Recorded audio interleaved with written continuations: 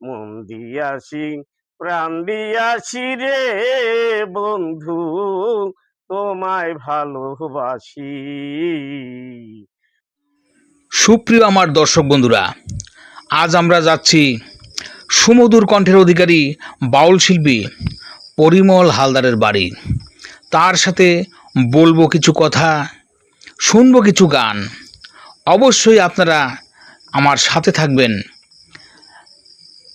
৮০-৯০-এর দশকে যখন বিবাহ বা অন্যান্য অনুষ্ঠানে মাইকের ব্যবহার ছিল প্রচুর, তখন গভীর রাতে সবাই কান পেতে থাকতো কখন ভেসে আসবে সেই সুমধুর কণ্ঠ শিল্পী পরিমল বাউলের গান।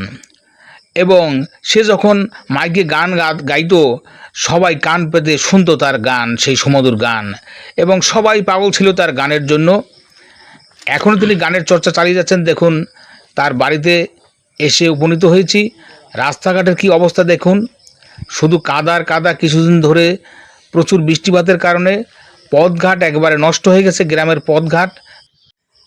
সেই পথ ধরে এগিয়ে যাচ্ছি, কারণ আজকে যে পরিমল বাউলের গান শুনতে হবে এবং আপনাদেরও শোনাবো তার কিছু গান, তার কিছু কথা এবং তার জীবনের কিছু অজানা গল্প।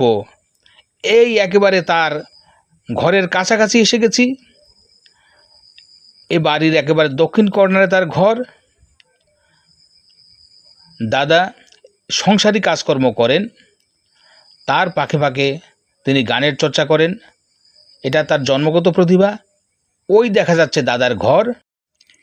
প্রিয় আমার দর্শক বন্ধুরা, আমাকে ছেড়ে নিশ্চয়ই আপনারা যাবেন না, কারণ একজন গ্রামীণ বাউল শিল্পীর কীরকম প্রতিভা থাকতে পারে, কীরকম তার গান, এটা শোনার আগ্রহ অবশ্যই আপনাদের আছে।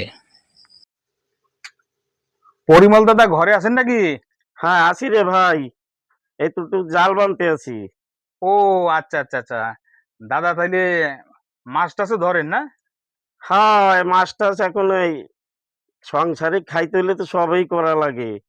মানে কৃষিকাজও করেন, আবার কাঠমিস্ত্রি কাজ করেন, আবার মানে মাছও ধরেন, ঠিক আছে? হ্যাঁ, সব ধরনের কাজই আপনি করেন। হ্যাঁ, হ্যাঁ, হ্যাঁ। ভালো ভালো। তা এখন আপনার কাছে তো আসছি আপনার সুমধুর কণ্ঠে গান শোনার জন্য। একটু শোনাবেন দু একখানা গান? হ্যাঁ, শুনেই তো হবে না। এখন গান শুনতে চাইলে তো বা শুনতে আইছো, এখন তো গান তো শুনেন গে লাগবেই।